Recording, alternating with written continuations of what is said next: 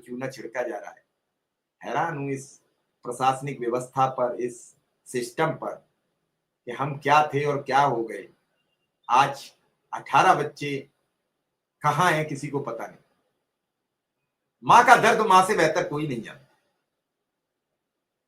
वो 9 माह अपने कोख में कितने भयानक कष्टों से रख के बच्चे को अपने जीवन दान देती है। प्रसव की पीड़ा एक ऐसी पीड़ा है जो मां के अलावा कोई नहीं समझ सकता है। डॉक्टरों के मुताबिक कई मतलब 1 सैकड़ा हड्डियां जो टूटने में दर्द होता है वो मां को दर्द होता है, उसके बाद बच्चे का जन्म होता है। और वो मां अपने बच्चे के मुंह को नहीं देख पाई हो। मुझे लगता है कि अब कुछ कहने को मेरे पास बचते नहीं है शब्द सिवाय रोने के अलावा। आखिर हम क्या हो गए। उस मां ने उस बच्चे का मुंह नहीं देख पाया। पैदा हुआ तो डॉक्टर ले गए कि ऑक्सीजन की कमी है। रात भर परेशान रहा मैं। करीब 2 बजे मैंने प्रोग्राम किया, सुबह 5 बजे अपलोड किया। मुख्यमंत्री जी प्रचार में व्यस्त हैं। हेल्थ मिनिस्टर पर वहां मीडिया ने सवाल कर लिए कि आपके आने से चूना क्यों फैलाया गया, तो वो अपने निकल लिए क्योंकि फंस चुके थे बात। क्या हो रहा है समझ नहीं आ रहा है। न कुछ सवाल, न कोई जवाब, न कुछ। मैं ये कह रहा हूं क्या मानवीय संवेदना सबकी शून्य होती चली जा रही है। पहले कुछ होता था, जिम्मेदारी में इस्तीफे होते थे, मंत्री हटाए जाते थे, विभाग बदले जाते थे, अधिकारी पनिश्ड होते थे, उनके ट्रांसफर होते थे, उनकी पोस्टिंग होती थी, थोड़ा अधिकारी डरते थे। जयकरण सिंह जी सर।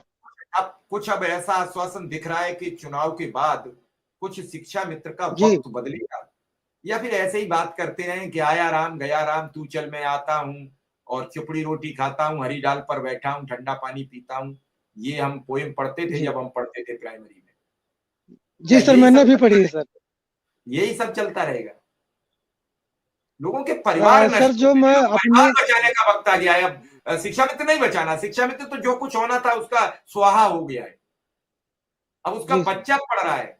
अगर उसे ग्रेजुएशन की वेल एजुकेशन नहीं मिली तो इस बदलते जी दौर में वो कहां जाएगा। इसका तो जी सर। पीढ़ी दूसरी नष्ट हो रही है। पहली तो नष्ट हो चुकी है, एक नष्ट हो गई, एक अपने जी सामने नष्ट होती देख के चली गई।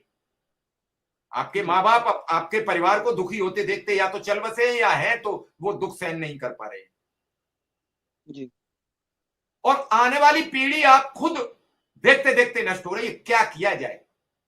चर्चा मुद्दों पर होनी चाहिए, बहस सार्थक होनी चाहिए, बहस का परिणाम होना चाहिए। बात उसकी है फिक्र जी सर। कि जब बच्चे जी पूछ सर। रहे हैं कि हमारा एडमिशन कहां कराओगे तो क्या है। सर जैसा जो आप कह रहे हैं सर, बिल्कुल अच्छ रसा सही है, उसको कहीं से भी नकारा नहीं जा सकता। सर जो आपने कहा कि क्या ऐसे ही चलता रहेगा मिलना मिलाना, सर संदीप जी मैं भी बहुत अगर मेरा संदीप जी जी बहुत सवाल होते हैं और बहुत लोगों के कभी कभी हमें अपना बोलना तो अपना दिमाग सवाल पर लगाना होता है, सवाल नहीं देख पाते हैं। तो इतना जल्दी आप हमें जी सर। अंडर एस्टिमेट मत कर दीजिए कि मुझे अपना जब कोई सवाल कर रहा हूं, कोई बात बता रहा हूं तो मुझे अपना दिमाग कंसल्टेंट रखना पड़ता है कि हम आपकी बात को वहां कमेंट पढ़ें क्या आपने जी क्या सर। लिख दिया है। सारे हमले एक बार में ही मत बोल दिया कर, जी थोड़े सर। बहुत बचा के रखा करो। जी। जी सर। जयकरण सिंह। सर जैसा कि जी जी सर, जैसा सर आपने कहा कि ये आप बिल्कुल सत्य कह रहे हैं, हमारा जो होना था हो चुका। बहन जी भी बैठी हैं, ये भी जानती हैं जो मैं कह रहा हूँ कि वी आर फिनिश्ड। पर हम ये चाहते हैं कि जो हमारे बच्चे हैं, जो हमारा चूंकि देश का भी भविष्य है, हम उनके लिए क्या करें। सर मेरी भी 3 बेटियां हैं, मैं कभी कभी रात में होता हूँ तो वाइफ कहती हैं बताओ कुछ बच्चों के लिए क्या करेंगे, कैसे शादी करेंगे। तो सर दिमाग में जाता है। और सर दूसरी बात आपने कही कि क्या ऐसे ही मिलना मिलाना रहेगा। सर आज तो हालात ये हो गए हैं कि अगर मिलने जाओ तो सर मैं सोचता हूँ क्या ग्रुप पे डालूं कि मैं मिलने गया क्या गया। लेकिन सर मेरा जो अनुभव है, चूंकि 43 साल की एज मेरी भी है सर, जो मुझे लगा सर अगर हम लोग अच्छे से पैरवी कर ले गए, सर जो हमको लगता है जो हमारे लिए टाइम बचा है, अगर हम अच्छे से पैरवी कर ले गए, अपनी बात उचित मंचों पर पहुंचा ले गए, और जहां जहाँ पे हमें वार करना है सर, वहां पर अगर हम वार कर ले गए तो इसमें कोई संदेह नहीं कि हमें सफलता मिलेगी।